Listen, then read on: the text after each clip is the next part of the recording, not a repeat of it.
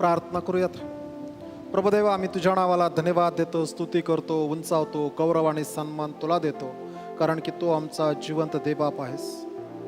प्रभुदेव, ज्या मानाने तू आम्हाला आशीर्वादित केलेलं होतंस त्यातूनच प्रभुदेव आम्ही पुन्हा एकदा तुझ्या नावाचं गौरव व्हावा, तुझा द्राक्षमळा वृद्धिंगत व्हावा, अनेकांच्या शिष्यत्वासाठी आणि अनेकांच्या तारणासाठी जे अर्पण घेऊन आम्ही आलेलो आहोत प्रभुदेव, हे तू आशीर्वादित तू कर. याद्वारे तुझ्या नामाचं गौरव तू करून घे. परमेश्वर, आमची प्रार्थना यासोबत आम्ही आमचंही समर्पण तुझ्या हातामध्ये करतो. तुझ्या वचनाकडे आम्ही लक्ष लावत असताना तू आमच्याशी बोलणारा देवबाप तू हो. तुझ्या पवित्र आत्म्याला आमच्या अंतकणाशी संधान साधू देत आमच्या जीवनात 30 पट 60 पट आणि 100 पट पीक यावं अशी तुझी कृपा तू हो. प्रार्थना येशूच्या द्वारे मागतो म्हणून तो ऐक. आमेन. बसावा. देवाच्या वचनाकडं लक्ष लावणार आहोत. त्या अगोदर 2 सूचना आहेत. पहिली सूचना आहे मेळ्याच्या संदर्भात. मागील आठवड्यामध्ये Daund Norton mill Christ church या ठिकाणी नीरा भीमा खोऱ्यातील 98वा मेळावा संपन्न झाला. आपण सर्वांनी केलेल्या प्रार्थना, केलेलं सहकार्य यासाठी परमेश्वर आपणा सर्वांना आशीर्वादित करो आणि देवाची कृपा तुमच्या सर्वांसंगती असो. त्यालाच धरून दुसरी सूचना आहे, मेळ्याच्या स्मरणिकेमध्ये ज्यांनी ज्यांनी आपल्या जाहिराती दिलेल्या होत्या ते जाहिरातीची पुस्तकं मंडळीचे सुवार्तिक जॉय जाधव यांच्याकडे दिलेली आहेत. त्यामुळं आपली पुस्तकं त्यांच्याकडून घेऊन त्यांच्याकडे जो पेपर आहे त्यावरती सही करून पुस्तक मिळालं आहे याची सही करून त्यांच्याकडनं पुस्तकं घ्यावीत. दुसरी सूचना आहे, डिसेंबर महिन्याच्या 2 तारखेला आणि 3 तारखेला आपण चर्चचा वर्धापन दिन साजरा करणार आहोत आणि त्यासाठी येणारे जे वक्ते आहेत त्या वक्त्यांसाठी प्रार्थना करूयात. गॅब्रियल घंटा यांनी देवाच्या वचनातून आमच्याशी संपर्क साधताना देवाने आमच्याशी बोलावं म्हणून त्यासाठी आपण विशेष करून प्रार्थनेत राहूयात. देव त्याचं वचन त्याच्या सेवकांना देत असताना ते वचन आमच्यासाठी लाभदायक ठरावं, आध्यात्मिक ठरावं, मंडळीची उन्नती करणारं आणि आमची आध्यात्मिक उन्नती करणारं ठरावं म्हणून त्यासाठी आपण विशेष करून प्रार्थना करूयात. आपल्या शेजारच्या माणसाला हातात हात द्या. त्याला सांगा आज झोपायचं नाही.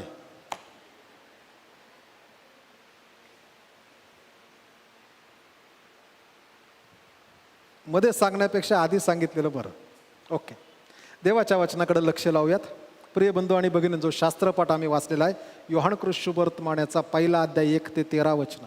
या 1 ते 13 वचनामध्ये वास्तविक पाहता नाताळाच्या शास्त्रपाठ आहे, परंतु नाताळामुळं आमच्या जीवनामध्ये अनेक आशीर्वाद आणि कृपा लाभली आणि त्यातला एक जो महत्त्वपूर्ण सर्वात प्रायमरी बेसिक ज्याच्यावरती आमचं जीवन आधारित आहे आणि ती महत्त्वपूर्ण घटना जी आहे ती योहान कृष्ण शुभवर्तमान पहिला अध्याय वचन 12 या ठिकाणी लिहित असले, परंतु जितक्यांनी त्याचा स्वीकार केला तितक्यांना त्यांनी देवाची मुले होण्याचा अधिकार दिला. देवाची मुले होण्याचा अधिकार दिला. प्रिय बंधू भगिनींनो, आजच्या असणाऱ्या संदेशाचं शीर्षक आहे देवाची मुलं कोण आहेत किंवा कोणाला देवाची मुलं म्हणता येईल. सरसकट सगळेची सगळे देवाची मुलं किंवा दत्तक देवाची मुलं आम्ही होऊ शकत नाही. जगामध्ये मनुष्य जन्मल्यामुळं 2 प्रकारे त्याचा अर्थ आहे देवाची मुलं. जगामध्ये मनुष्य जन्माला येऊ, तो काळा असो की गोरा असो, पिवळा असो, उंच असो की बुटका असो, स्त्री असो की पुरुष असो, जगामध्ये जन्मल्यामुळं तो सर्वसाधारणपणे देवाचं मूल आहे.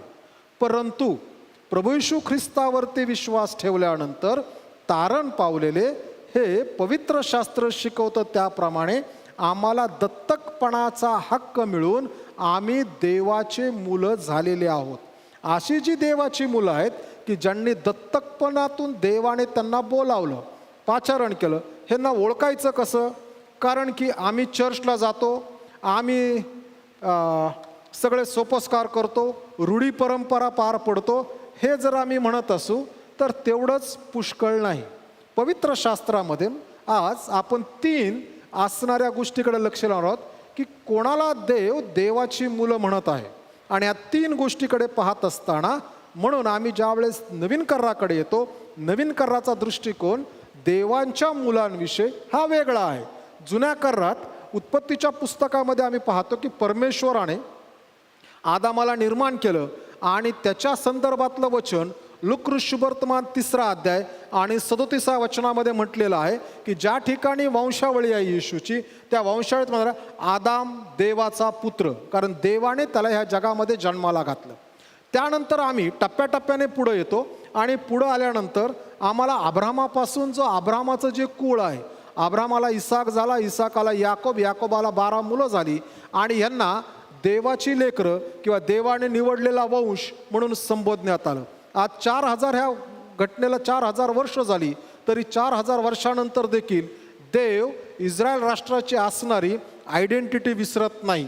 तो म्हणतो ही माझा मित्र अब्राम याची ही सगळी संतान आहेत. आणि म्हणून देव त्यांच्याकडे पाहत असताना फार बारकाईने पाहतो. परमेश्वराने जे आशीर्वाद अब्रामाला उत्पत्तीचं पुस्तक याच्या 3 अध्यायामध्ये दिलेले होते, त्यातला एकही आशीर्वाद देव अब्रामाच्या संतानापासून काढून घेत नाही. आणि म्हणून आजही देव त्यांच्या संगती ते कसंही वागवत, ते चांगले वागवत किंवा अविश्वासू वागवत, देव असं म्हणतो मी तुम्हाला सोडणार नाही, मी तुमच्यावरती माझी पाखर तुमच्यापासून दूर करणार नाही, हा तुम्हाला शिक्षा मात्र देईल. आणि त्या शिक्षेच्या अनुषंगाने अनुवादाच्या पुस्तकात सांगितलं त्याप्रमाणे तुम्ही जर माझ्यापासून दूर गेलात तर मी तुमच्या असणाऱ्या भूमीवरती नैसर्गिक आपत्ती आणेल. आणि देव वेळोवेळी ते आणत होता, तरी त्यातून ते सुधारले नाहीत. आणि ते न सुधारल्यामुळं देवाने मग त्यांच्या अवतीभोवती असणारं शत्रू राष्ट्र ते दुसरा त्याची शिक्षेचा असणारी पायरी म्हणून त्यावेळेसचे असणारे शत्रू राष्ट्र हे त्यांच्यावरून चाल करायचे, की ज्यामध्ये पलिष्टी हे मुख्य इस्रायलाचे शत्रू राष्ट्र आहे. आणि पलिष्टी लोक जे आहेत हे मूळचे कनानातले नाहीत. देव त्यांना दुसरीकडून खास इस्रायल राष्ट्र जर दूर गेलं तर ह्यांनी त्यांच्यावर स्वारी करावी आणि ह्यांनी पुन्हा देवाला हाक मारावी, म्हणून देव त्यांना घेऊन आला. आमोसाच्या पुस्तकात स्पष्टपणे लिहिले. सध्या जग जे सांगतंय ना ही पलिष्ठांची भूमी आहे, ती अजिबात नाही. कारण की उत्पत्तीच्या पुस्तकामध्ये देव जे म्हणताना म्हणतो की अब्रामा तुझ्यानंतर मी हा देश ज्यांच्यापासून काढून तुला देणार आहे, ह्या कणानाच्या भूमीमध्ये जे लोक राहत आहेत ते आमोरी, हित्ती, कनानी, परिजी, यबुशी, त्यामध्ये पलिष्टी नावच नाही, त्यात पलिष्टी नावच नाही. ज्या वेळेस इस्रायल राष्ट्र मिस्रातून सुटका करून देवाने त्यांना वचनदत्त भूमीत आणलं, सेम पिरियडला देव त्याच वेळेस पलिष्टी लोकांना पण तिथे घेऊन येतो. म्हणून आमोसाच्या पुस्तकामध्ये त्याचा उल्लेख आहे की मी त्यांना तेथून घेऊन आलो. आणि प्रिय बंधू भगिनींनो, ज्या ज्या वेळेस हे चुकायचे, देवापासून दूर जायचे, त्यावेळेस शिक्षेची दुसरी पायरी म्हणून हे असणारे अवतीभोवतीची राष्ट्र, पलिष्टी असेल, मिद्यानी असेल, मिद्यानी मूळचे तिकडचे आहेत, मिद्यानी बाहेरून नाही आले, मिद्यानी तिकडचे आहेत, की देव त्यांना त्याच्यावर पाठवायचा, त्यांना जाऊन त्रास द्या आणि मग हे देवाकडे. आणि देव म्हणतो एवढं करू नये, जर तुम्ही ऐकलं नाही तर तिसरी माझी शिक्षेची पायरी आहे, मी तुम्हाला जगभरामध्ये पांगवेन. आणि देव त्यांना जगभरामध्ये जरी पांगवलं तरी देव त्यांच्यावरची प्रीती काही कमी करत नाही, आजही करत नाही, पूर्वी केली नव्हती आणि इथून पुढे करणार नाही. कारण रोमकरास पत्रामध्ये संत पाऊल 11व्या अध्यायात लिहिताना असं म्हणतो, त्यांचं कोडगेपण जर जगासाठी आशीर्वादाचं कारण आहे तर त्यांचं मंडळीमध्ये येणं हे मंडळीसाठी किती आशीर्वादाचं कारण ठरेल. हे आहे इस्रायल राष्ट्राविषयी. परंतु जग त्यानंतर अब्रामाला देव अब्रामाला म्हणतो, अब्रामा, उत्पत्तीचं पुस्तक 12वा अध्याय 3रं वचन, तुझ्याद्वारे पृथ्वीवरील सर्व कुळे आशीर्वादित होतील. आणि देवाने त्या असणाऱ्या अभिवचनाची सुरुवात ही प्रभू येशू ख्रिस्त वधस्तंभावर मरण पावला, त्याला पुरण्यात आलं, 3ऱ्या दिवशी देवाने त्याला पुन्हा मेल्यातून उठवलं. त्यानंतर जे जे कोणी प्रभू येशू ख्रिस्ताचा वैयक्तिक तारणारा म्हणून स्वीकार करतात त्या प्रत्येकाला देवाचं मूल होण्याचा अधिकार मिळतो. आणि अशी जी देवाची मुलं आहेत, केवळ आम्हाला जग ख्रिश्चन म्हणून ओळखतं म्हणून आम्ही देवाचं मूल होऊ शकत नाही. बायबलमध्ये त्याची व्याख्या आहे. बायबल हे आमचं टेक्स्ट बुक आहे, बायबल हे आमचा मॅग्ना चार्टा आहे. बायबल हे आम्हाला सांगतं की आम्ही कोण आहोत आणि कोण नाही. आम्हाला बायबलमधून आमच्या जीवनासाठी आणि देवाच्या राज्यासाठी, देवाच्या गौरवासाठी दिलेली मार्गदर्शक तत्व आहेत. आणि त्यामुळं आम्हाला बायबलमधून स्वतःला पडताळून पाहायला पाहिजे की देवाचं मूल कोणाला देव म्हणतो. आणि सर्वात पहिलं वचन योहानकृत शुभवर्तमानाचा पहिला अध्याय 12 वचन, परंतु जितक्यांनी त्याच्यावर विश्वास ठेवला तितक्यांना, म्हणजे त्याच्या नावावर विश्वास ठेवणाऱ्यांना देवाची मुलं होण्याचा अधिकार दिला. प्रिय बंधू आणि भगिनींनो, योहानकृत शुभवर्तमान इतर 3 शुभवर्तमानापेक्षा वेगळा आहे. ह्या योहानकृत 3 शुभवर्तमानामध्ये येशू हा बाहेरून दाखवण्यात आलेला आहे. योहानकृत शुभवर्तमानामध्ये येशूच्या जीवनाचे असणारे सिक्रेट्स आणि गुपित योहानकृत शुभवर्तमानामध्ये आम्हाला वाचायला भेटतात. ज्या वेळेस योहानकृत शुभवर्तमान लिहिलं गेलं त्यावेळेस संत योहान हा इफिस शहरामध्ये, म्हणजे सध्याच्या असणाऱ्या ईस्ट टर्कीमध्ये राहत होता. तिथून त्याने तिथे योहानकृत शुभवर्तमान लिहिलं.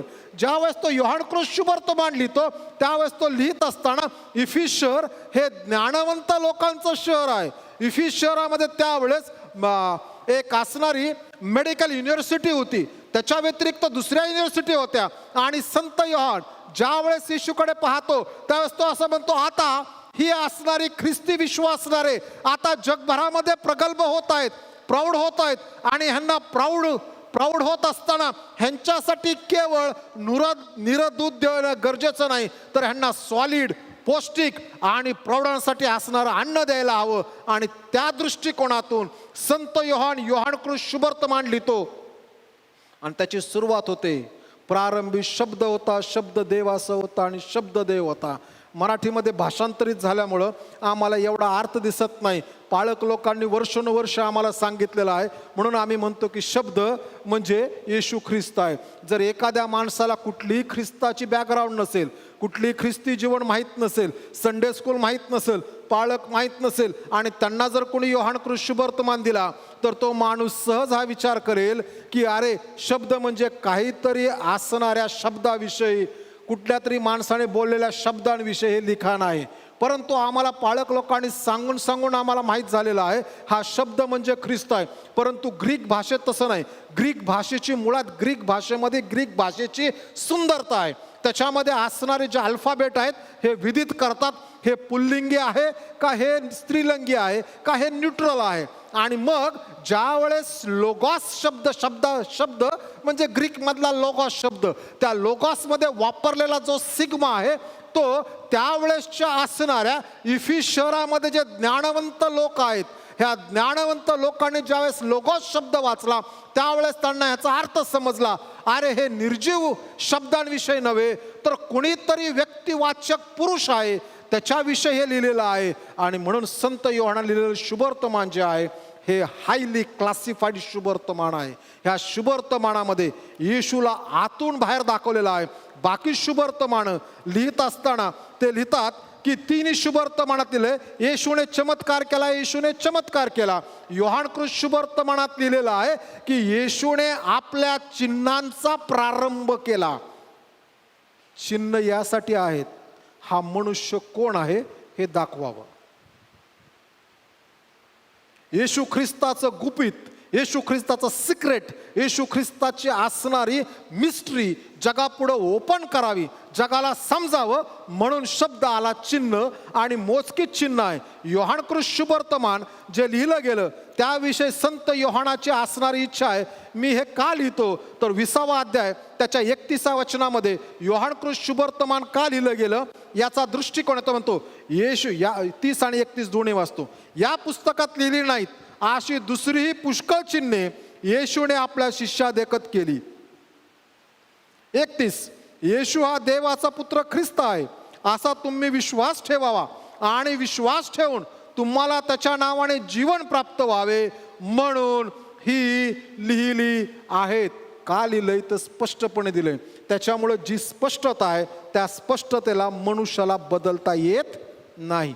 त्याला धरूनच योहानकृत शुभवर्तमानाचा अभ्यास करावा लागेल. आणि ह्या योहानकृत शुभवर्तमानामध्ये केवळ इसवी सन 26 ते इसवी सन 30 एवढ्याच वर्षांचा येशूच्या जीवनाचा कालावधी नमूद करण्यात आलेला आहे. त्याच्या अगोदरचं नाही, त्याच्यानंतरचं नाही, एवढंच लिहिलं आहे. प्रिय बंधू आणि भगिनींनो, असा हा योहान की जो शुभवर्तमान लिहितो मंडळीची आध्यात्मिक उन्नती व्हावी. आणि तो सुरुवात करत असताना पहिल्याच अध्यायात म्हणतो मी हे कोणासाठी लिहिलेलं आहे, हे कोणासाठी लाभदायक आहे, हे कोणी ह्याचं वाचन करायला हवं, कोणाला ह्याचा उपयोग होऊ शकतो, कोण येशूला अधिक चांगल्या प्रकारे ओळखू शकतो, कोणाला येशूची चिन्ह पाहून ते येशूला अधिक चांगल्या प्रकारे जाणू शकतं. आणि तो लिहिताना म्हणतो परंतु जितक्यांनी त्याच्यावर विश्वास ठेवला, तितक्यांना म्हणजे त्याच्या नावावर विश्वास ठेवणारा त्यांनी देवाची मुलं होण्याचा अधिकार दिला. येशू ख्रिस्ताने आपल्या जीवनातला पहिला दाखला सांगितला आणि पहिला दाखला होता पेरणाऱ्याचा दाखला. पेरणारा बी घेऊन निघाला आणि तो पेरणी करू लागला. काही बी वाटेवर पडले, काही बी खडकावर पडले, काही बी काटेरी झुडपात पडले, काही बी चांगल्या मातीवर पडले. येशूने दाखला सांगितला, येशू निघून गेला. येशू सांगते त्याचे सगळे प्रेषित गेले. दोन शब्द आहे, प्रेषित आणि शिष्य, यात फरक आहे. प्रेषित म्हणजे ज्यांना येशूने आपल्यासोबत राहण्यासाठी पाचारण केले असे पहिले 12 जण. पेत्र, Andrea, Yakob, Yohan, Philip, Bartholomew, थोमा, मत्तय, तद्दै, शिमोन आणि यहुदा इस्करियोत. 12 संडे स्कूलचं गाणं. 12 शिष्यांना येशूने बोलाविले. हे 12, त्यातला 12 यहुदा इस्करियोतची वजाबाकी झाली आणि यहुदा इस्करियोतची जागा संत पावलं. हे 12 प्रेषित. प्रेषितांचं ऑफिस संत योहानाच्या मरणानुसार बंद झालं. पुन्हा ते ऑफिस चालत नाही, संपली ती सेवा प्रेषितांची, संपली. आज पुष्कळ लोक स्वतःला प्रेषित म्हणतात. त्यांना म्हणत पवित्र शास्त्रामध्ये प्रेषित म्हणण्यासाठी वेगवेगळा दृष्टिकोन आहे.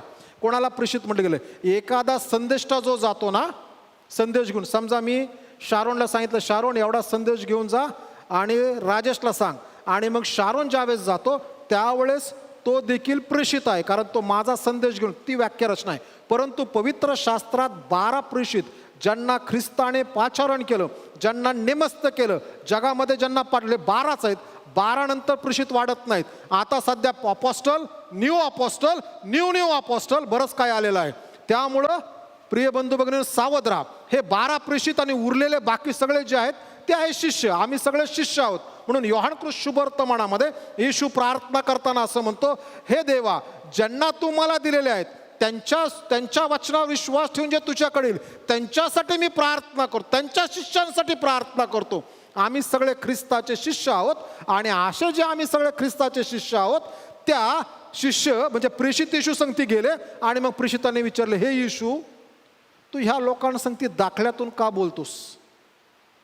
ह्या लोकातून दाखल्याशी का बोलतोस? आणि येशूने उत्तर दिलं, स्वर्गाच्या राज्याची सत्य समजणं हेच गुपित तुम्हाला दिलेलं आहे. ह्याच्यामध्ये त्यांनी ऐकावं, येशया म्हणते त्याने ऐकावं पण विश्वास ठेवू नये. बघा, काही लोक देवाचं वचन ऐकतात पण ते देवाच्या वचनावर विश्वास ठेवत नाही, त्यातून भलतंच बाहेर काढतात, कारण की त्यांची डोळे आध्यात्मिक उघडी नाहीत. आम्ही जगाच्या दृष्टिकोनातून देवाच्या वचनाचा अभ्यास करू शकत नाही. तो म्हणतो त्यांनी पाहावं पण त्यांनी बघू नये, त्यांनी ऐकावं पण त्याचा त्याला उपयोग होऊ नये. आणि म्हणून मी त्यांच्या संगती दाखल्याच्या द्वारे बोलत आहे. दाखल्यामध्ये असणारी गुप्तता आहे, दाखल्यामध्ये सिक्रेट्स आहे. ते सिक्रेट कोणाला समजतात? ते येशू म्हणतो, तुम्ही माझे प्रेषित आहात आणि ते सिक्रेट, ती गुपित उघडण्याचं आणि समजण्याचं दान तुमच्याकडे दिलेलं आहे, की ज्यांना आपण देवाची मुलं म्हणतो. सर्वात पहिली आमची ओळख, जर आम्हाला देवाचं वचन आहे तसं समजत असेल, देवाने जे लिहिलंय तसं, देवाने पाठवलंय तसं, देवाने आम्हाला सांगितलंय त्या पद्धतीने समजेल, तर आम्ही देवाचं मूल आहोत. जेवढ्यांना लेकरं बाळ आहेत आणि जेवढे कुणाच तरी लेकरं आहेत, ह्या सगळ्यांना हे सिक्रेट माहीत आहे. आई वडिलांकडं त्या मुलांसाठी, आणि मुलांना माहिती आहे आई वडिलांना आपल्याला काय. कधी कधी मुलं बोलत राहिले, आई वडील नुसतं बघतात, मुलं शांत होतात, अरे आम्ही बोलायचं नाही.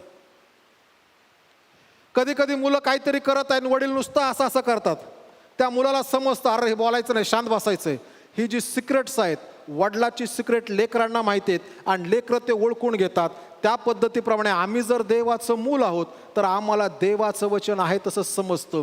आम्ही बायबलला प्रीटेक्स्ट किंवा सबबीचं पुस्तक करू शकत नाही. आज मला वाटलं हे वचन काढलं आणि मला लागू झालं, उद्या सोडलं नाही. देवाचं वचन सदाजीवी, दुधारी तलवारीसारखं आहे, जे मज्जा रज्जू यांना आर पार भेदून जाणार आहे. आणि देवाचं वचन जर आम्हाला भेदून जात नाही, आमच्यामध्ये करेक्शन करत नाही, तर याचा अर्थ हा आहे की आम्ही आमच्या भोवती, संत पौल लिहितो त्याप्रमाणे, शेवटच्या काळी कानाची खाज जिरावी म्हणून ते आपल्या भोवती पुष्कळ ऐकणाऱ्यांची किंवा बोलणाऱ्यांची गर्दी जमवतील. तिमोथेचं पत्र. आम्हाला देवाचं वचन आहे तसं समजायला पाहिजे, कारण देवाच्या वचनाला बॅकग्राऊंड आहे. त्यातून आम्ही वचनं काढून आमच्या सोयीने वापरू शकत नाही तर ते चांगलं झालं असतं. बायबल हे बायबल हे टॉपिकल पुस्तक नाहीये. देवाने जर आम्हाला देवाचं वचन टॉपिकल दिलं असतं तर देवाने त्यात लिहित असताना लिहिलं असतं, जर टॉपिक असतो जन्म, समर्पण, विवाह, माणूस मेला, त्याची नातवंड, त्याची लेकरं, काय खायचं, काय प्यायचं, कुठं फिरायचं नाही, कुठं जायचं नाही, कुठे उभं राहायचं, हे टॉपिकल नाही आहे. Bible it is a plain text. देवाने आम्हाला दिलेलं. टॉपिकल असतं आमचं अवघड झालं असतं. देवाने आम्हाला पूर्ण त्याचं वचन, त्याचा श्वासोश्वास आमच्याकडे दिलेला आहे. तो आम्हाला देवाचा श्वासोश्वास समजायला पाहिजे.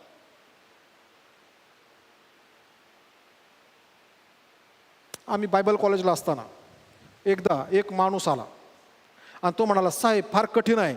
आमच्या ऑफिसमध्ये गेला, माझी मुलगी आहे आणि माझ्या मुलीला अर्जंटली ओ पॉझिटिव्ह ब्लड लागत आहे आणि कुणीतरी द्या. आणि मी लायब्ररीमध्ये बसून माझा अभ्यास चालला होता आणि मग ज्यांच्याकडे गेले ते आले, कारण ते बहुतेक वेळेस कुणी ना कुणी यायचं, पण इतका अर्जंट कधी कुणी आलं होतं. सगळे क्लासमध्ये माझा एकटाचा क्लास नसल्यामुळे मी लिहित होतो आणि माझ्याकडे माझ्या खांद्यावर म्हटलं, मला तुझं ब्लड ग्रुप काय? मी सांगितलं ओ पॉझिटिव्ह. जा ह्यांच्या संधी जरा रक्त देऊन ये. Very simple. मी म्हटलं काय झालं? तो माणूस म्हणला, लवकर चला म्हटले, माझ्या मुलीची अवस्था फार बिकट आहे म्हणले, जर तिला आता रक्त भेटलं नाही तर काहीतरी अघटित घडू शकतं. म्हणून मी त्यांच्या संगती गेलो, ब्लड देऊन मी माझा परत आलो. 5-6 दिवसांनी तो माणूस परत शोधत आला. ज्याने रक्त दिलं तो कोण होता? आता कोणालाच माहित नव्हतं मी रक्त देऊन आलो. तो म्हणाला, मला आभार मानायचे त्या माणसाचे, कारण त्याशी त्याने रक्त दिलं त्या मुलाने, म्हणून सगळं काय नीट झालं तर झालं नसतं. तो शोधतोय. शेवटी तो परत ऑफिसला गेला आणि ऑफिसला त्याने सांगितलं, अरे तो अब्राम होता, माझ्याकडे आले. आणि तो माणूस हात जोडून विनंती करतोय, कारण जे घडलं ते योग्य आहे, मला समजलं, त्याशी जर तुम्ही आला नसतात. अहो म्हणलो, आमच्याकडे पुष्कळ वेळेस मुलं जातात देतात, आम्हाला ह्याचं काही नवीन नाही. प्रिय बंधू आणि भगिनींनो, ज्या वेळेस आम्ही ख्रिस्ताचे आहोत त्यावेळेस आम्हाला ख्रिस्ताचा आवाज समजतो, ख्रिस्ताच्या गोष्टी जाणवतात, आम्हाला ख्रिस्ताचं मार्गदर्शन होतं, ख्रिस्ताची कृपा प्राप्त होती. ख्रिस्त जे बोलतो त्याचं जित्यंभूत जसंची तसं लागूकरण आम्हाला होतं. आणि म्हणून प्रिय बंधू आणि भगिनींनो, देवाचं वचन हे जे आहे हे जर आम्हाला समजत असेल आहे तसं, कारण की प्रगटीकरणाच्या पुस्तकात एकदा दोनदा नव्हे 8 वेळेस देवाचा पुनरुत्थित पुत्र प्रभू येशू ख्रिस्त हा म्हणतो, आत्मा मंडळास काय म्हणतो, हे ज्याला कान आहे तो ऐकू. आम्हाला जर देवाचं वचन आहे तसं समजतं, त्याच्यामध्ये तोडफोड आम्ही करत नाही, आमच्या सोयीने घेत नाही, तर देवाच्या पद्धतीप्रमाणे देवाच्या पॅटर्नमध्ये घेतो, तर आम्ही देवाचं मूल आहोत. पहिली ओळख, कोणाला देवाचं मूल म्हणता येईल. दुसरी ओळख, योहानकृत शुभवर्तमान 1 अध्याय 12 वचन, जितक्यांनी त्याच्यावर विश्वास ठेवला, त्याच्यावर म्हणजे प्रभू येशू ख्रिस्तावरती विश्वास ठेवला. काय विश्वास ठेवला? तर त्याच्या वरच्या भागात लिहिलेला आहे, देवाने पाठवलेला एक मनुष्य प्रकट झाला, त्याचे नाव योहान. तो साक्षीकरिता म्हणजे त्या प्रकाशाविषयी साक्ष देण्याकरिता पाठवण्यात आला होता. प्रभू येशू ख्रिस्त स्वतःची ओळख करून देताना याच योहानकृत शुभवर्तमान म्हणतो, मीच जगाचा प्रकाश आहे. ज्याला प्रकाश लाभला तो अंधारापासून वेगळा झालेला आहे. जगाची सायन्सची व्याख्या आहे प्रकाश म्हणजे काय, तर ते सांगतात ॲब्सेन्स ऑफ डार्कनेस. प्रकाश म्हणजे आध्यात्मिक जीवनामध्ये केवळ अंधाराची गैरहजेरी नव्हे. प्रकाश म्हणजे हे आहे की परत कधी आमच्या जीवनामध्ये अंधार येणार नाही. आणि हा जो प्रकाश आलेला आहे, ह्या प्रकाशासाठी आम्ही काही केलं नाही, तर देवाने तो प्रकाश आमच्याकडे पाठवला आणि तो आता आमचा झालेला आहे आणि त्याला म्हटलेला आहे प्रकाश. आम्ही ज्यावेळेस उत्पत्तीच्या पुस्तकाच्या पहिल्या अध्यायात जातो त्यावेळेस देवाने पहिल्या दिवशी अमुक केलं, तमुक केलं, तमुक केलं. चौथ्या दिवशी देव आल्यानंतर सूर्य आणि चंद्र बनवतो. परंतु त्या ठिकाणी सकाळ झाली, संध्याकाळ झाली, सकाळ झाली, संध्याकाळ झाली. इकडचा शास्त्रपाठ उत्पत्तीचं पुस्तक, प्रकटीकरणाचं शेवटचं पुस्तक, तिथं म्हणलेलं आहे की स्वर्गामध्ये मला कोठेही सूर्य दिसला नाही, कारण की सर्व समर्थ देव हा स्वर्गाचा प्रकाश होता. आणि प्रिय बंधू आणि भगिनींनो, प्रभू येशू ख्रिस्त जगाचा प्रकाश आहे. माणसाचे असणारं प्रकाश हे निराळं आहे.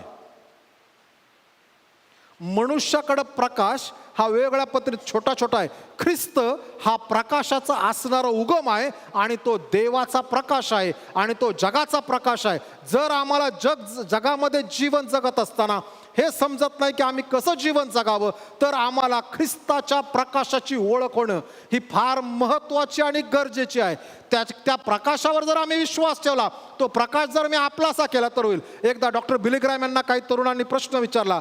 बिली ग्रॅम साहेब ते म्हणाले, आम्हाला जीवन कसं जगायचं समजत नाही, ना देवा संगती आणि माणसां संगती. आमच्या पिढीला कोणी मार्गदर्शन करणार नाही. आणि बिली ग्रॅम यांनी त्या लोकांना सांगताना सांगितलं, तरुणांना रोज स्तोत्र संहितेतले 5 अध्याय वाचा, म्हणजे तुम्हाला हे समजेल देवाशी आम्ही कसं जीवन जगायचं. आणि नीतिसूत्राचा एक अध्याय वाचा, म्हणजे तुम्हाला समजेल जगातल्या लोकांशी कसं जीवन जगायचं. ख्रिस्ताचा प्रकाश जीवन जगताना पुरेसा आहे.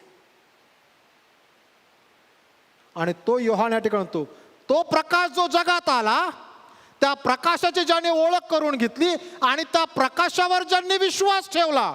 काय विश्वास ठेवला? येशू माझ्या पापाची क्षमा करतो हा विश्वास ठेवणे. कारण की मुळात मराठी भाषेमध्ये ज्या वेळेस शब्द आलेला आहे ना येशू, त्याचं नाव तू येशू ठेव. मुळात इब्री भाषेमध्ये येशुवा हा जो शब्द आहे त्याचाच अर्थ आहे तारणारा. तारणारा.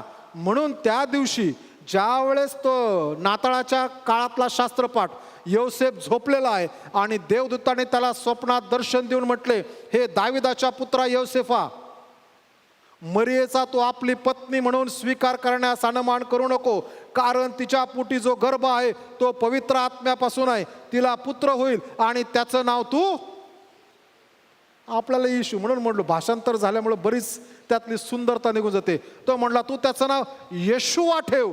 ज्या वेळेस योसेफाने नाव ऐकलं येशुवा, त्यावेळेस त्याला माहिती आहे येशुवा जे नाव आहे हे जुन्या करारातला आमचा असणारा यहोशवा ह्याशी साधर्म्य धरणार आहे आणि याचा अर्थ आहे तारणार आहे. याचा अर्थ जो जन्माला येणार आहे तो पापाची क्षमा करणारा आहे. आणि प्रिय बंधू आणि भगिनींनो, म्हणून येशू हा जो प्रकाश पापाची क्षमा करणार आहे, याच्यावर ज्यावेळेस आम्ही विश्वास ठेवतो की ज्याने माझ्या पापासाठी मरण सहन केलं, जो पुरला गेला, पुनरुत्थित झाला, पुनरुत्थित ज्याला देवाने केलं, तो प्रभू येशू ख्रिस्तामध्ये माझ्या पापाची क्षमा आहे. जगामध्ये सध्या असणाऱ्या सर्व माणसांमध्ये सगळी लोक पवित्र असती आणि एक मी जरी पापी असतो तरी माझ्या एकट्यासाठी देखील प्रभू येशू ख्रिस्त वधस्तंभावर मरण पावला असता. का देव एक आत्म्याकडे बारकाईने पाहतो. जितक्यांनी ह्या प्रकाशावर विश्वास ठेवला, प्रकाश आला की अंधाराची कृत्य गळून पडतात. जितक्यांनी ह्या प्रकाशावर विश्वास, तितक्यांनाच, सगळ्यांना नव्हे, तितक्यांनाच आम्हाला जगात लोक ख्रिस्ती म्हणून ओळखत असतील, त्याच्या देवाशी काही घेणं देणं नाही. देव म्हणेल मी तुम्हाला नाही ओळखत. E3 नावाची एक सुवार्ता सांगण्याची पद्धत आहे आणि त्याच्यामध्ये 2 चिन्ह असतात, प्रश्नचिन्ह. त्याचे बॅच असतात, टाईप इन आहे किंवा प्लेट्स आहेत की जे 2 चिन्ह असतात, किंवा गाडीवर लोक 2 चिन्ह काढतात. आणि ही जी 2 प्रश्नचिन्ह आहेत ना, ह्या 2 प्रश्नचिन्हापैकी बहुतेक वेळेस लोक ते बघितल्यानंतर लोक म्हणतात ही 2 प्रश्नचिन्ह आहेत, हे कसले प्रश्न पडलेत. आणि पहिला प्रश्न आहे त्यातला, जर आम्ही आज मेलो तर स्वर्गात जाऊ का? पहिला प्रश्न. 80% लोक उत्तर देतात नाही जाऊ शकत, माहीत नाही. कसं काय ओळखायचं? 80%. जर ते नाही, माहीत नाही, ओळखत नाही, मग दुसरा प्रश्न न विचारता सुवार्ता सांगायची. दुसरा प्रश्न आहे, काही जण म्हणतात हो मी जाईल. मग का जाईल? त्याचा पुढचं, जर तू स्वर्गाच्या दारात गेला आणि देवाने तुला विचारलं स्वर्ग माझा आहे, ह्या माझ्या स्वर्गामध्ये मी तुला काय म्हणून आतमध्ये घेऊ, तर तुझं उत्तर काय असेल? हे दोन प्रश्न प्रिय बंधू भगिनींनो, स्वर्गाच्या दारात गेल्यानंतर सरसकट जग मला ख्रिस्ती म्हणून ओळखतं, म्हणून देव स्वर्गात आणि सार्वकालिक जीवनात घेणार नाही. मी जर देवाचं मूल असेल, त्या प्रकाशावरती जर मी विश्वास ठेवलेला असेल, तो प्रकाश जर माझा झालेला, कारण येशू ख्रिस्त पुढे जाऊन असं म्हणतो, आता तुम्ही जगाचा प्रकाश आहात, मी जगाला प्रकाश देतो का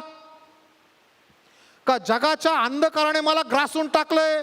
म्हणून येशू ख्रिस्त म्हणतो, दिवा लावून कुणी टोपली खाली ठेवत नाही. जर ख्रिस्ताचा प्रकाश माझ्यामध्ये आलेला आहे, त्या ख्रिस्ताच्या प्रकाशाला जर मी ओळखतो, तितक्यांनाच देवाची मुलं होण्याचा अधिकार दिलेला आहे.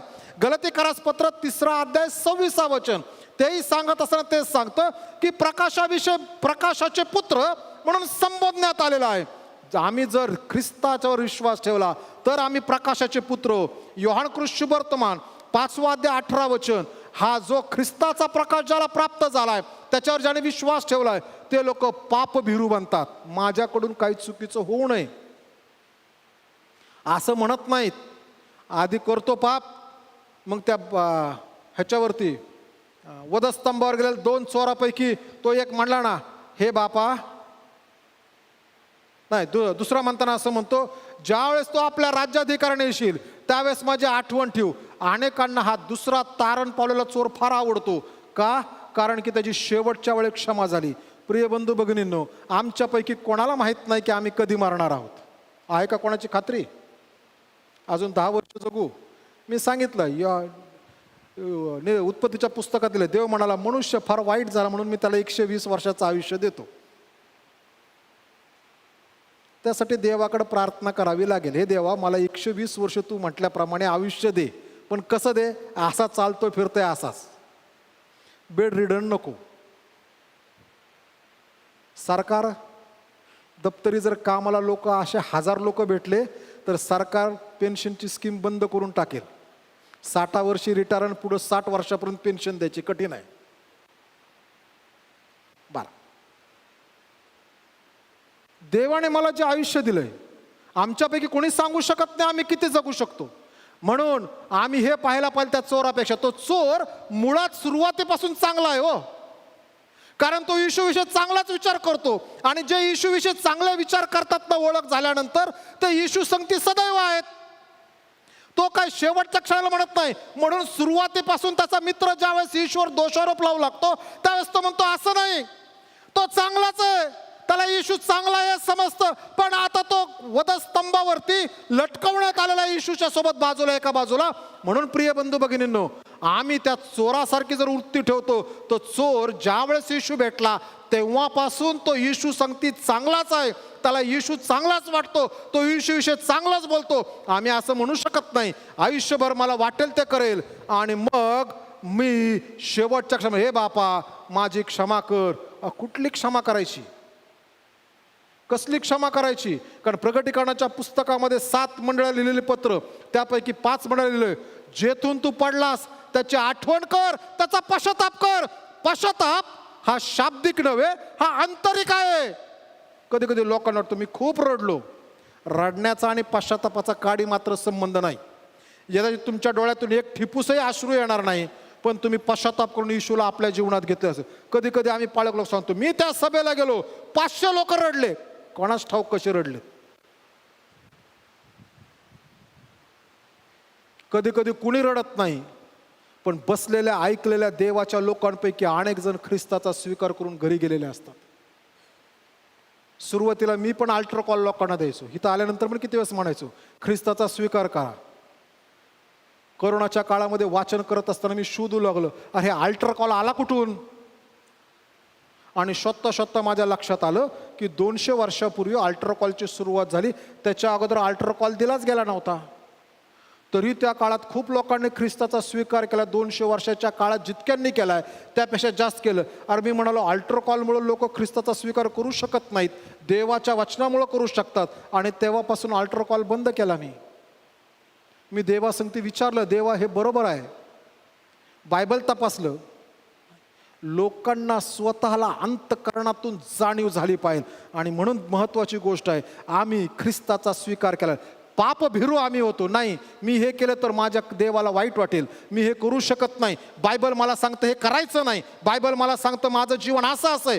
माझा असणारा मॅग्ना चार्टा पवित्र शास्त्र असायला हवं. लोकांना काय आवडतं याविषयी देव माझा हिशोब नाही घेणार. देव म्हणेल मी तुला बायबल तुझ्या हातामध्ये दिलेलं होतं, मी तुला संदेश दिले होते. प्रिय बंधू आणि भगिनींनो, तो श्रीमंत मनुष्य आणि दरिद्री लाजार मरण पावला आणि त्याला कुठं नेलं?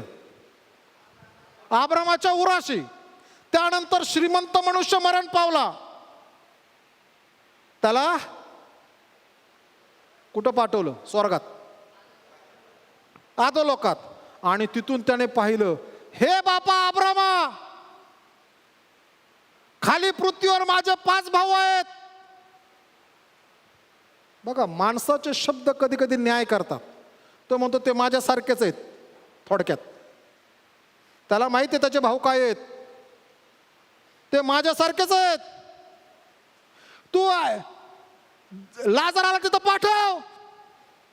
तो म्हणतो इथून तिथं कोणी जाऊ शकत नाही. माणूस मेल्यानंतर प्रार्थना करू शकतो, पण त्या प्रार्थनेचं उत्तर देव देत नाही, हे देवाकडं आहे. म्हणून अनेक वेळेस लोक म्हणतात ना की येशू ख्रिस्त म्हणतो ही पिढी चिन्ह मागते, आणि ह्या पिढीला योनाच्या चिन्हाशिवाय दुसरं चिन्ह भेटणार नाही. योना 3 दिवस आणि 3 रात्र माशाच्या पोट्यामध्ये काय होता?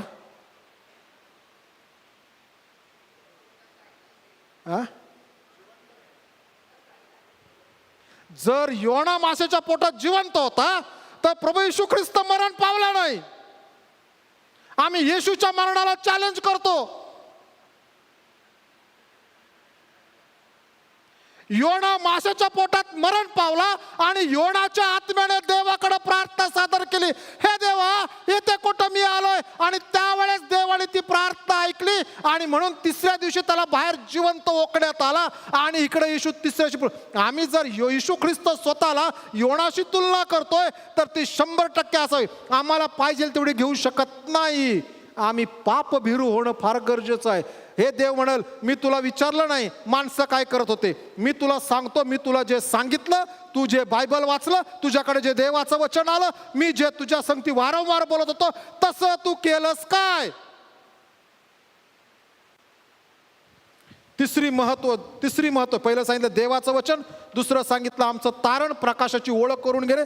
प्रकाशात तिसरी महत्वाची गोष्ट, येशू ख्रिस्ताने देवाची मुलं कोण आहेत याविषयी येशूने एक वाक्य वापरलं. मत्ती शुभवर्तमान 5वा अध्याय 9वं वचन. त्या ठिकाणी म्हटलेलं आहे, जे शांती करणारे ते धन्य, कारण त्यांना देवाची मुले म्हणतील. जे शांती करणारे, प्रिय बंधू आणि भगिनींनो, देवाची मुलं कधीही भांडणं करत नाहीत, वाद करत नाहीत. देवाची मुलं दुसरा कोणाला वाद करायला लावत नाहीत. आणि देवाची मुलं आपण निराळा लावून दुसऱ्याला म्हणत नाही की तू हा वाद तयार कर. देवाची मुलं शांती करणारी ही देवाची मुलं आहेत. एखाद्या ठिकाणी वाद झाला, त्या वादाला शांततेमध्ये कसं बदलायचं हे त्यांना चांगलं माहित आहे. म्हणून जे शांती करणारे, आम्ही शांती करणारे आहोत का? नीतिसूत्राच्या पुस्तकामध्ये जगातला सर्वात ज्ञानी राजा शलोमोन राजा, तो काय म्हणाला माहिती आहे का? ज्याला लवकर राग येत नाही तो नगर जिंकणाऱ्यापेक्षा श्रेष्ठ आहे. माझ्या शांतीचं गुपित हे माझ्यात नाही, माझ्या शांतीचं गुपित ज्या प्रकाशाला मी माझ्या जीवनामध्ये घेऊन देवाचं मूल झालो, त्या प्रकाशाविषयी यशाया लिहिताना असं म्हणतो, त्याला शांतीचा राजकुमार म्हणतील. प्रभू येशू ख्रिस्त आणि शांती ह्या एकाच नाण्याच्या 2, त्या संगती जातात, त्यामध्ये सोडत नाहीत. जर कोणी म्हणतं मायामध्ये प्रभू येशू ख्रिस्त आहे आणि मी जर अशांती प्रस्थापित करतो तर हे साप चुकीचं आहे. कारण की जगामध्ये अशांती प्रस्थापित करणारा एक व्यक्ती आहे आणि त्याचं नाव आहे सैतान.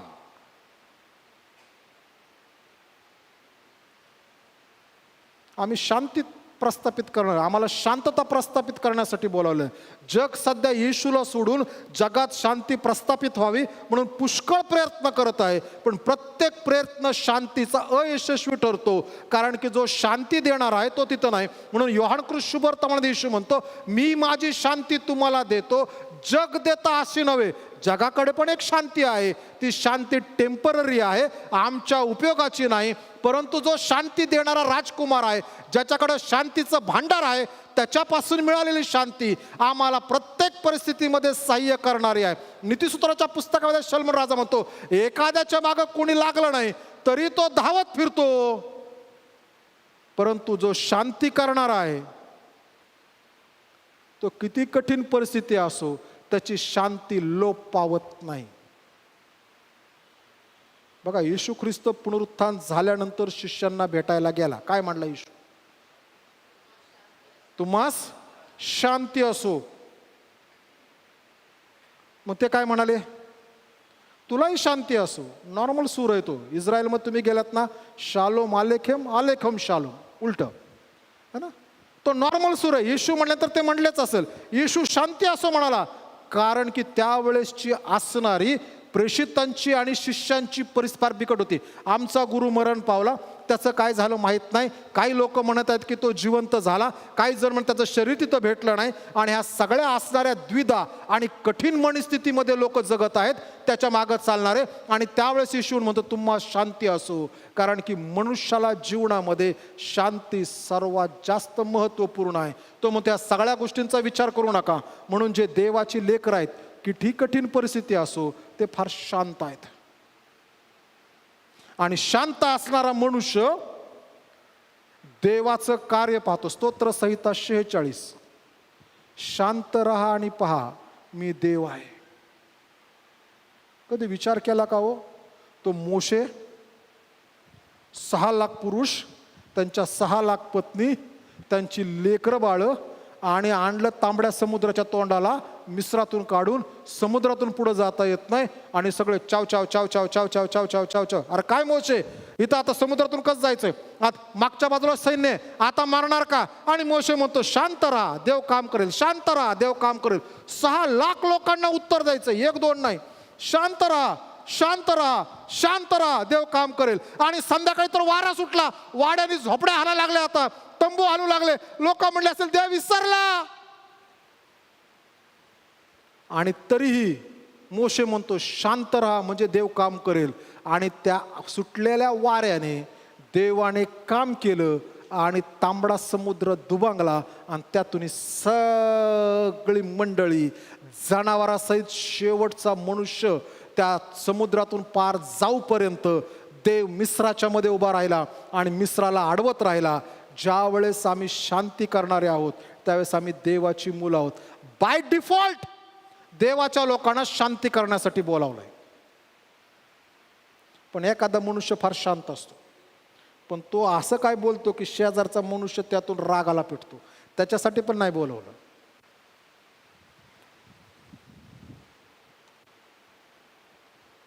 चौथी महत्वाची ओळख, 1 योहान 4 अध्याय 7 वचन. योहानाचे पहिले पत्र 4 अध्याय 7 वचन. प्रियजन हो, आपण एकमेकावर प्रीती करावी, कारण प्रीती देवापासून आहे. जो कोणी प्रीती करतो तो देवापासून जन्मलेला आहे व देवाला ओळखतो. प्रीती करणारे लोक, ही प्रीती जी आहे ना, ही दैवी प्रीती. आणि या ठिकाणी लिहित असताना लिहिलेलं आहे की प्रियजन हो, आपण एकमेकावर प्रीती करावी. एकमेकावर म्हणजे हा, कोणावर?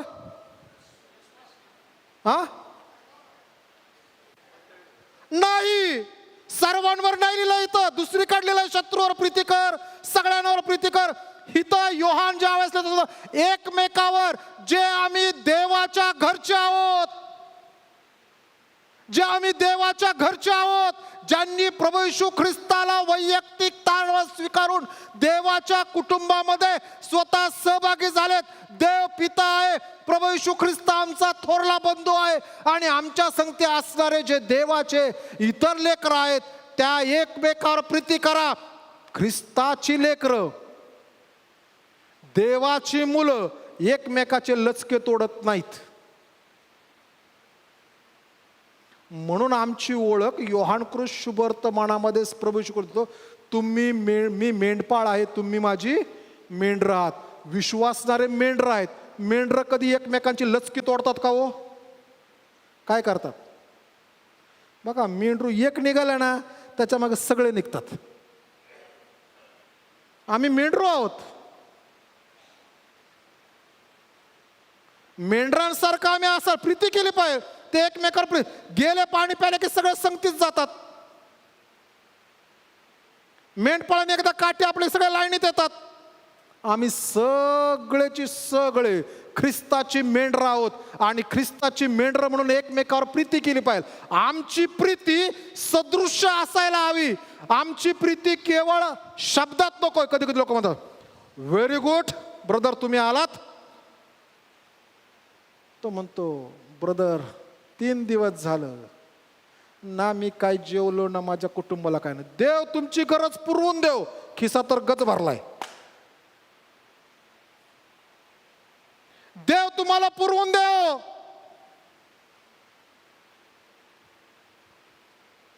ब्रदर 3 दिवस झाले काही नाही, अन्न शिजलं नाही, माझी 2 मुलं पण उपाशी आहेत. माझी 2 मुलं पण. आम्ही म्हणतो देव तुझं सांत्वन करो, देव तुला पुरवून देव, तू तुझा मार्गदर्शक हो. देवाने इस्रायलाला पुरवलं तुला. अरे देव तुला म्हणतो आता पुरव, कारण तुझ्या खिशामध्ये जे आहे ते त्याच्यासाठी मी दिलेलं आहे. स्तोत्र 23 मध्ये स्तोत्र करता म्हणतो, माझे पात्र काटोकाट भरून वाहत आहे. काटोकाट म्हणजे काय हो? काटोकाट म्हणजे काय?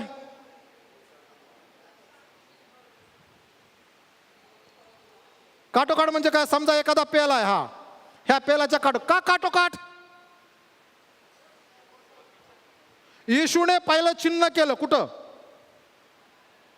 बरं, चमत्कार. येशूने पहिला चमत्कार केला कुठे? काय केला? कशात पाणी भरलं? काय लिहिलं शास्त्रात?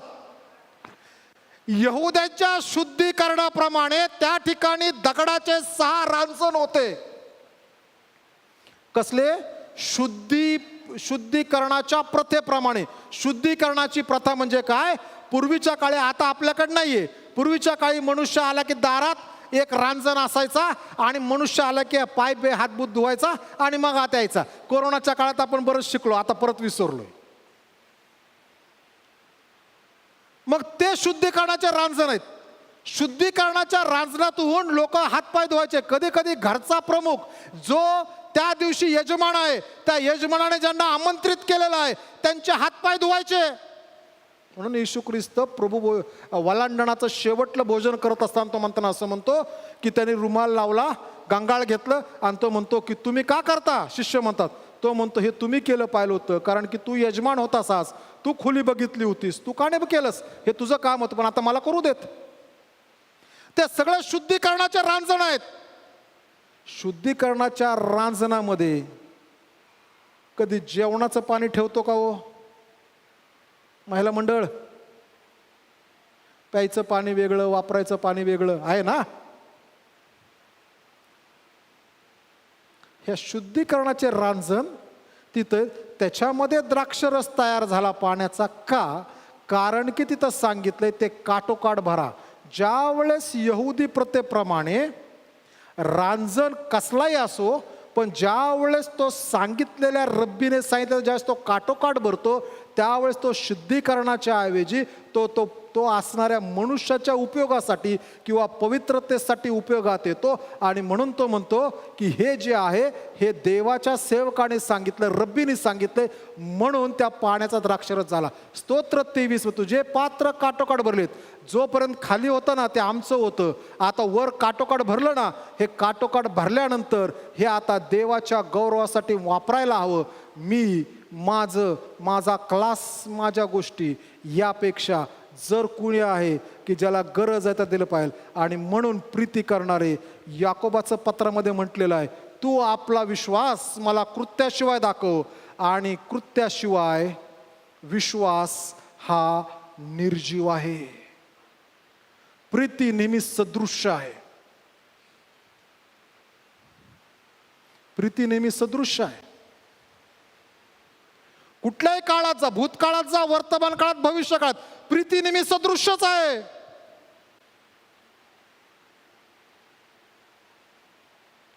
ख्रिस्ताची प्रीती आम्हाला सदृश्य बनवते, केवळ आमच्या शब्दामुळे नव्हे. म्हणून ज्या वेळेस उत्पत्तीच्या पुस्तकामध्ये परमेश्वराने आदामाला गाढ निद्रा आणली 6व्या दिवशी आणि त्याच्या फासळीतून हवा बनवली, त्यावेळेस आदाम उठल्यानंतर असं म्हणाला, वाव आय लव्ह यू नाही म्हणत, म्हणतो ही मात्र माझ्या हाडातलं हाड, माझ्या मांसातलं मांस आहे, ही नरापासून बनवली आहे, कारण की ही नारी आहे, कारण ही नरापासून बनवलेली आहे. तो म्हणतो यू आर माइन. आणि आम्ही ज्यावेळेस म्हणतो आम्ही प्रीती करतो, आम्ही देवापासून आहोत, त्यावेळेस आम्ही म्हणतो आम्ही सगळे ख्रिस्ताच्या कुटुंबामध्ये एक आहोत. आणि म्हणून प्रिय बंधू भगिनींनो, आम्ही एकमेकावर प्रीती केली पाहिजे. आमची प्रीती दिसायला हवी. कोरिन्थीकरास पहिलं 2 पत्र 9वा अध्याय, त्यामध्ये देवाला देण्याविषयीचा शास्त्रपाठ आहे. आणि त्या शास्त्रपाठामध्ये खाली आल्यानंतर संत पाऊल लिहित असताना कोरिन्थीकरास मंडळीला असं म्हणतो, ज्या वेळेस आम्ही देवाच्या राज्यामध्ये वस्तू देतो, त्यातून पवित्र जनांच्या गरजा भागल्या पाहिजेत, तर ते योग्य दान आहे.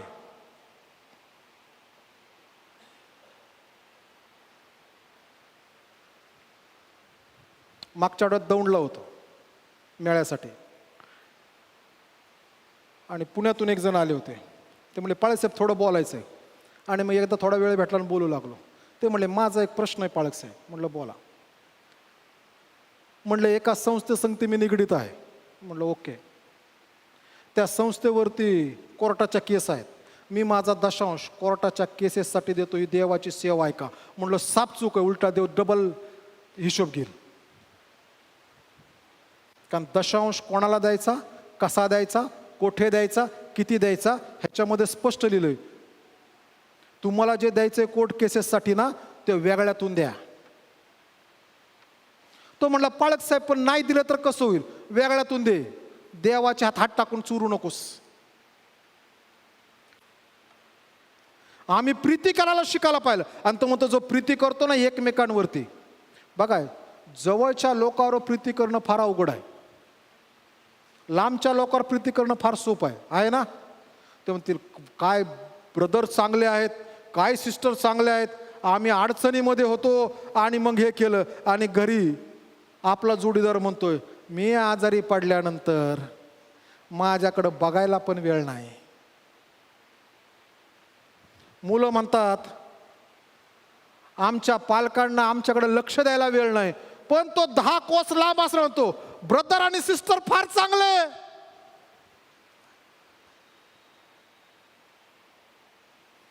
पुण्यामध्ये ज्यावेळेस 19-20 वर्षापूर्वी बायबल कॉलेज शिकवायचो, त्यावेळेस सुवार्ता विषय माझ्याकडे होता, सुवार्ता सांगणं. आणि एक तरुण मुलगा, तरुण म्हणजे तरी त्यावेळेस तो असेल 22 ते 25 वर्षामध्ये असेल, तो म्हणला मला देवाने उच्चभ्रू लोकांमध्ये सेवा करण्यासाठी पाचारण केलं. म्हणजे आनंदाची गोष्ट आहे. प्रार्थना कर, तुम्ही मला मार्गदर्शन करा. मी म्हणलो करेल. आणि मग माझा नेहमी पुण्या कॅम्पात, सांगवीतून पुण्या कॅम्पात यायचा, त्याचं घर तिथंच होतं. आणि एकदा त्याला न सांगता त्याच्या घरी गेलो शनिवारी. त्याच्या घरी गेल्यानंतर मी बघितलं आणि मी त्याला म्हटलं मला असं वाटत नाही की तू खरंच देव तुला उच्चभ्रू लोकांमध्ये सेवा करण्यासाठी बोलतो. तो म्हणला का?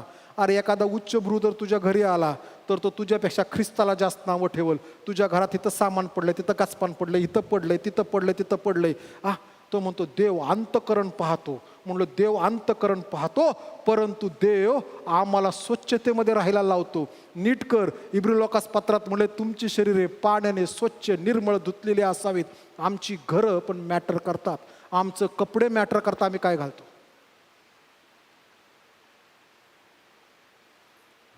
एकमेकावर प्रीती करा, शोधा मला कोणावर प्रीती करायची. आम्ही बघायला पाहिजे.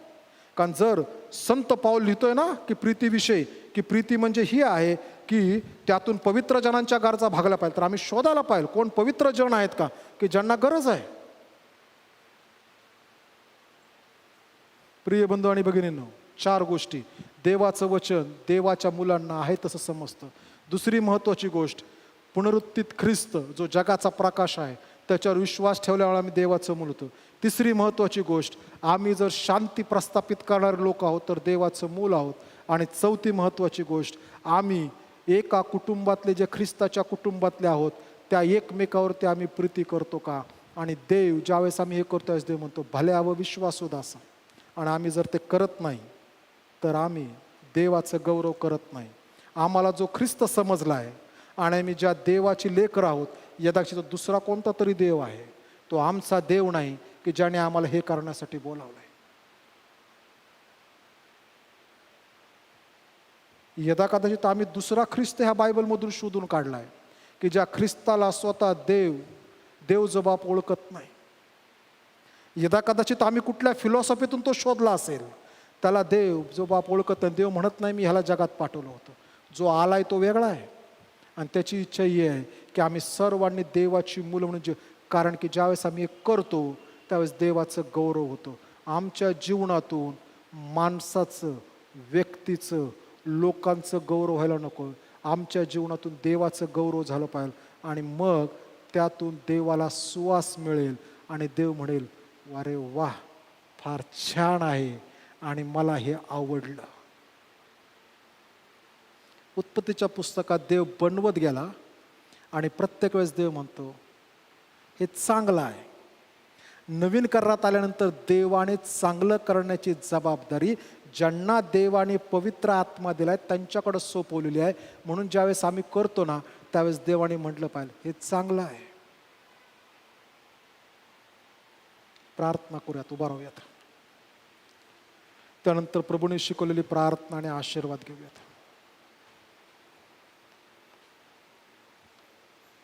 हे आमच्या प्रेमळ आणि जिवंत प्रभुदेवा, आम्ही तुझ्या नावाला धन्यवाद, गौरव, सन्मान, मान आणि महिमा देतो.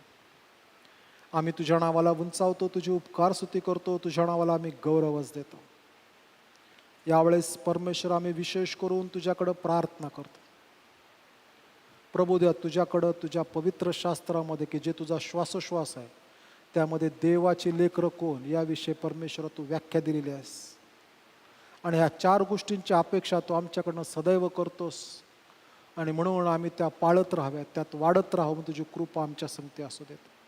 आमचा संभाळ करणारा देव बाप तो, आमचा सहाय्यकर्ता परमेश्वर तो. प्रभू देव आम्ही तुझी लेकरं म्हणून तुझे गौरव करणारे लोक ठरव अशी कृपा तो. आमच्या स्वतःला आम्ही तुझ्याकडे समर्पित करीत प्रार्थना येशूच्या द्वारे मागतो म्हणून तो ऐक. आमेन. हे आमच्या स्वर्गातील पित्या, तुझे नाम पवित्र मानले जाव. तुझे राज्य जसे स्वर्गात तसे पृथ्वीवरही तुझ्या इच्छेप्रमाणे हो. आमची रोजची भाकर आज आम्हा असते आणि जसे आम्ही आपले ऋणे असरून सोडल्या तसेच तू आमचे ऋणे आम्हास सोड आणि आम्हास परीक्षेत आणू नकोस तर आम्हास वाईटापासून सोडी. कारण की राज्य, सामर्थ्य आणि गौरव ही सर्व काळ तुझीच आहेत. आमेन. आता शांतीने जा आणि सुखाने राहा. म्हणजे देव जो बापाची प्रीती, तारणाऱ्या प्रभू येशू ख्रिस्ताची कृपा आणि प्रेमळ पवित्र आत्म्याची सहभागिता आम्हातील प्रत्येकाबरोबर, देवाच्या सर्व लेकरांबरोबर आता आणि येशूचे पुन्हा येणे होईपर्यंत असो. आमेन. सुवंद्य